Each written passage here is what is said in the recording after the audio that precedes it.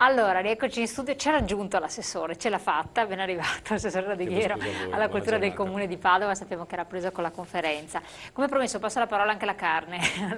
Allora, in che modo sono entrate a buon diritto anche le carni venete e come vanno a titolarsi in questo? Ma allora, noi è dal 2007 che stiamo cercando di dare un nome alla carne, cioè questo è il nostro slogan che Ne avete finalmente provate di tutti, abbiamo di provato di cotte di tutti i crudo. colori. Ci sono due percorsi paralleli, uno è quello regionale che è andato a compimento, quindi noi dobbiamo ringraziare la regione, in particolar modo la dottoressa Scudellè, perché si è prodigata in tutte le sedi, compreso anche a Bruxelles, per far approvare i disciplinari, cosa che invece ritarda un po' a livello ministeriale, il Ministero delle Politiche Agricole, perché uno è, diciamo, fermo impantanato perché devono dare delle risposte a Bruxelles che però ritardano a inviare. Allora, noi abbiamo iniziato nel 2007 dopo che avevamo fatto un'esperienza commerciale e abbiamo visto che nel momento in cui un prodotto non ha un marchio è facilmente sostituibile sugli scaffali e il consumatore non lo riconosce, non sa qual è, nonostante ci fosse all'epoca come adesso l'etichettatura facoltativa, la possibilità di mettere l'origine, ma tant'è, le etichette sono piccole, è scritto in piccolo, qualche volta addirittura vengono, diciamo così, stropicciate e non si riesce a leggere effettivamente.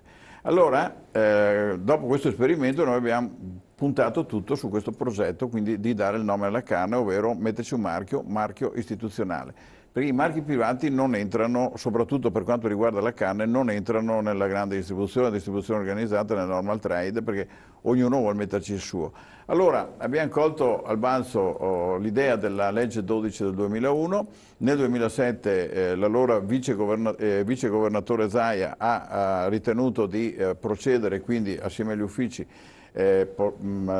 fare la modifica della legge, che siamo arrivati nel 2009 ad averla, e l'altra sera, la scorsa settimana, c'è stata appunto la presentazione ufficiale, per noi è stato il coronamento di un sogno, l'abbiamo anche scritto e i telespettatori possono vederlo anche nel video che abbiamo pubblicato su YouTube, basta che digitino presentazione QV e trovano anche le nostre emozioni, le nostre sensazioni che abbiamo avuto quella sera nel partecipare appunto a questa presentazione.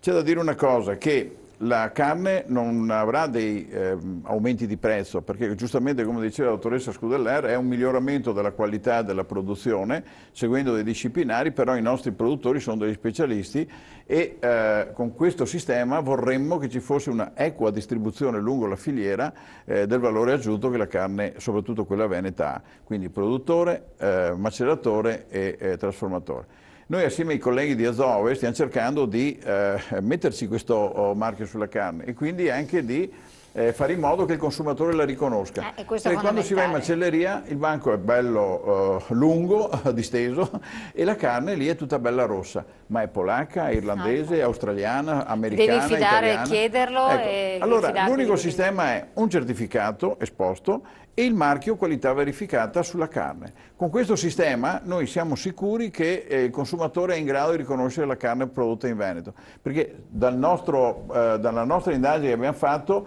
riteniamo che in giro nel Veneto, no, ci sia solo un 40% di carne veneta e tutto il resto è Assolutamente. estera, No, no, è vero, ne ovvero che proviene da parlavamo. altri paesi europei oppure anche da extra E Europa. la gente erroneamente viene a credere che sia un prodotto magari veneto e non è di altissima qualità, in realtà poi non lo è, però è difficile Certo, anche anche. perché ci arriva carne polacca che costa meno di quella nazionale, di quella italiana prodotta in Italia, per il semplice motivo che hanno controlli diversi, hanno costi della manodopera diversa, usano anche dei sottoprodotti dell'industria per alimentare i bovini, cioè sono cose che ovviamente non sono scritte in etichetta, ma le conosciamo.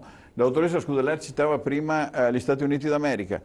Quello che in Europa è penale, lì è consentito l'uso dell'ormone, degli estrogeni. Assolutamente, sì, sì. Cioè, bisogna che cominciamo anche a interrogarci e vorrei spendere una parola per lo slogan che è stato coniato per l'occasione, mangia come parli, cioè andiamo alla ricerca di questo benedetto marchio qualità verificata in maniera tale da poter identificare il prodotto e poi sarà il consumatore a premiarlo o meno, perché se il prodotto è buono e ha la possibilità di riconoscerlo, sicuramente continuerà a chiederlo nelle macellerie, nella grande distribuzione, nella distribuzione Assolutamente. organizzata. Un attimo solo, È un salto epocale, insomma. Ecco. vi do ancora la parola.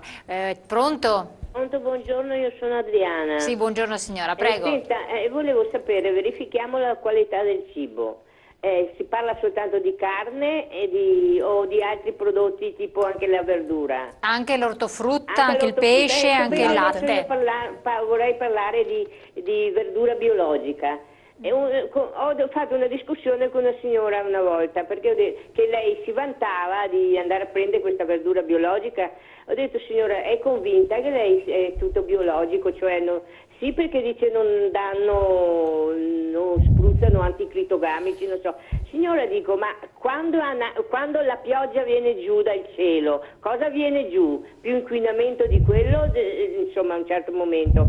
Le piogge adesso sono talmente acide che inquinano più di tante altre cose. Questo volevo dire io.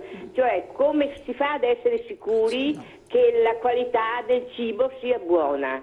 Lo chiediamo ai nostri esperti. Ecco, grazie. Grazie. Parliamo anche di verdura, perché Sì, certo. bisogna essere un po' anche informati su questo. Grazie. Grazie signora, qui tanto avete visto che la QV della carne, ma dicevamo prima la verdura, anche il latte. Come si fa? Cioè, se l'ambiente in cui viviamo purtroppo è inquinato, la signora faceva degli esempi molto, molto semplici, oppure se le produzioni sono quelle vicino all'autostrada, dove sappiamo che poi c'è questo particolato che magari va sulla frutta, che garanzie ci sono, che verifiche vengono fatte? Sì.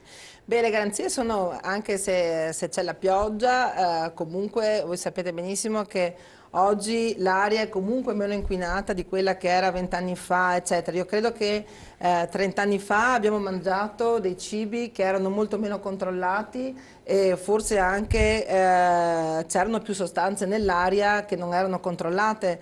Oggi, tra tanti sistemi che ci sono, anche le aziende sono molto più attente. Sicuramente anche la qualità dell'aria è molto più è migliore di 20-30 anni fa. Fatto sta che si parlava 30 anni fa di piogge acide oggi, e che bruciavano le foreste, bruciavano i nostri boschi. Oggi i nostri boschi sono verdissimi, c'è la foresta, i boschi che avanzano verso le colline, verso i territori. La nostra regione in particolare è di un verde favoloso, quindi probabilmente anche l'aria proprio non è così inquinata come pensiamo, e comunque una sciacquata alla verdura alla polvere che prende, tutti noi gliela diamo. Quindi la cosa importante è quello che ha dentro il prodotto, che non abbia assorbito anticritogamici o sostanze chimiche che nei nostri territori sono vietati, ma in altri paesi. Se io mangio una mela che viene dal Sud America, a me mi si gonfia la lingua, perché comunque utilizzano dei prodotti che in Europa non sono vietati, no? Quindi la cosa importante è che queste vengono prodotte con dei metodi controllati per il prodotto, per l'ambiente, ma proprio che non abbiano nel contenuto queste sostanze. Poi una lavata per sciacquarla dalla polvere, da quello che può succedere con la pioggia, questa tutti noi penso che diamo una sciacquata ai prodotti. Certo, Sicuramente non sono... È un messaggio: noi in Veneto siamo pronti a certificare tutto, ma gli altri che cosa fanno? Beh, intanto comunque noi un passo avanti lo facciamo. Assessore, volevo passare a lei la parola, perché tra l'altro questa iniziativa, questa bellissima iniziativa, che poi speriamo che diventi anche molto conosciuta e diffusa, rientra in un periodo in cui adesso si apre l'Expo, anche tra l'altro 2015, sull'agroalimentare, in cui il Veneto può giocare una partita veramente importante. Al di là di tutto, se gli altri restano indietro, noi potremo fare un passo avanti, in un contesto poi di riconoscimento della qualità del nostro prodotto a livello mondiale. Vorrei che lei si facesse portavoce anche di questo aspetto, visto che è assessore alla cultura, e quindi... Certo, qui stiamo parlando della cultura della coltura, cioè di una tradizione che è arrivata a questi prodotti perché ha verificato, e quindi oggi è capace, anche chiaramente con il supporto legislativo della legge 12/2001, di come dire, comunicare qualità.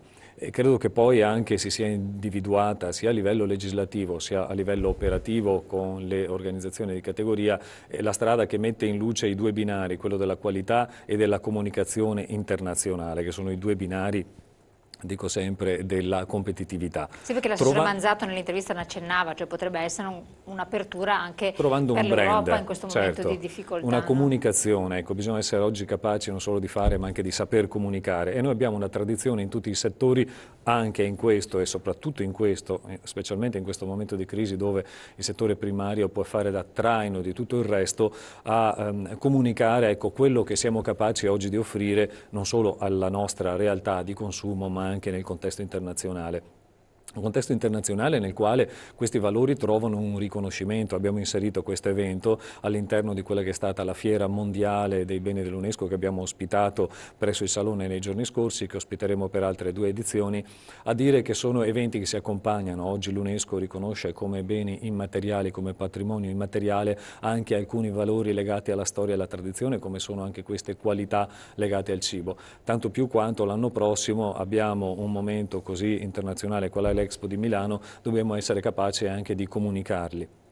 E credo che la Quindi riscoperta questo potrebbe essere un veicolo? È un veicolo di riscoperta del territorio. Sappiamo che l'elemento enogastronomico oggi indirizza in maniera molto significativa coloro che scelgono un posto dove andare a fare anche una visita turistica ed arte. Quindi avere un contesto così preparato, così competitivo, così capace di comunicare con un brand, la qualità come dire, raggiunta in termini di lavoro, di aziende, di aggregazioni, di realtà economiche e di riconoscimento legislativo, vuol dire essere più competitivi per tutto quello che riguarda la fruizione anche culturale in senso stretto del nostro territorio, che quello in Veneto in particolare è ricco di così tante particolarità territoriali, e proprio per questo è ricco anche di un'offerta in tutti questi settori di beni di consumo che davvero sono a completamento della riscoperta anche turistica di un territorio.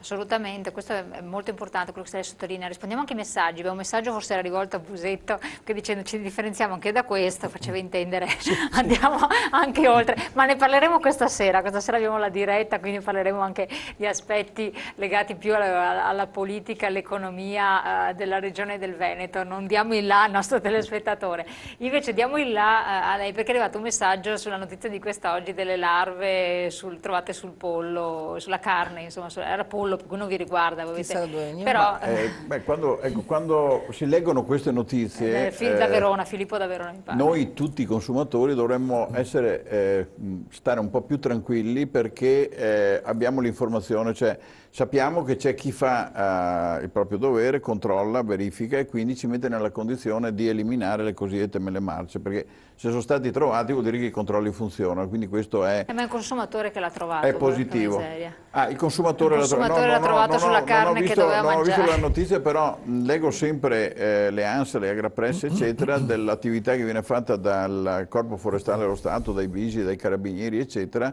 dove isolano appunto questi fenomeni. Non entro nel merito in particolare perché non conosco la notizia, però ecco, vorrei dire una cosa, riallacciandomi anche al discorso che faceva la signora prima, che è intervenuta telefonicamente parlando di ortofrutta. Ecco, mentre il latte, sappiamo che Soligo è la prima latteria che è partita in Veneto con qualità verificata, quindi che ha aderito, insomma. Sì, come caseificio, quindi sul latte si trova il marchio e quindi è immediato il riconoscere il prodotto. Può vedere anche la stalla direttamente tramite QR code. Si vede il marchio qualità verificata. Hanno anche lanciato il QR code per riconoscere il produttore che ha fornito quel latte e via scorrendo, quindi c'è una certa garanzia e informazione. Ecco, sull'ortofrutta, nel momento in cui andiamo nella distribuzione organizzata, grande distribuzione, troviamo le casse dove ci sono dentro migliaia di mele e non si sa da dove arrivano, poter trovarle fra qualche giorno, perché ci stanno già lavorando quelli dello pick-up di Verona, con i bollini, da metterci il bollino come hanno già fatto da tempo Melinda, e credo che quella sia un'indicazione importante.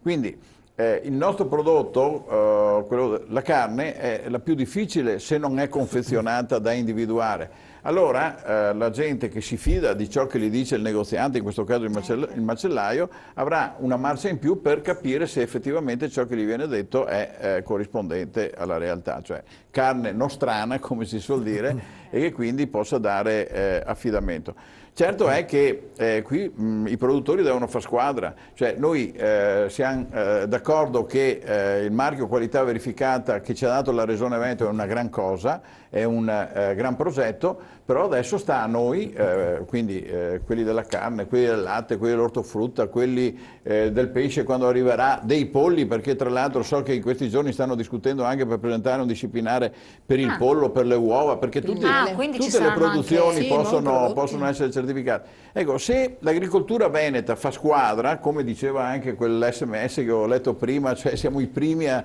uscire con un marchio di qualità, se riusciamo come agricoltura veneta una volta tanto a far squadra, probabilmente riusciremo anche a fidelizzare i consumatori. Questa è una sfida grandissima che deve vederci tutti quanti alla pari, ma soprattutto aiutarci l'un l'altro per non perdere il cosiddetto treno, no? e evitare le cosiddette fughe in avanti. Quindi, per quanto ci riguarda, noi assieme ai colleghi di Azov, assieme a Unipeg, assieme alle altre cooperative che operano nel settore, diamo la massima disponibilità a collaborare proprio per tracciare il prodotto e quindi informare il consumatore. Fondamentale. Ecco, andiamo in pubblicità subito, poi voglio tornare a parlare anche dei famosi disciplinari che forse aiutano anche i nostri telespettatori a capire meglio di che cosa si tratta e quindi entrare anche un po' nello specifico di questo progetto che non è a caso che ha visto coinvolta la Regione, che poi ha visto anche patrocini importanti e significativi, altrimenti tutto ciò non sarebbe successo, sarebbe stata un'attività come era partita da parte dei produttori e fine a se stessa. In realtà ha una valenza istituzionale ben importante,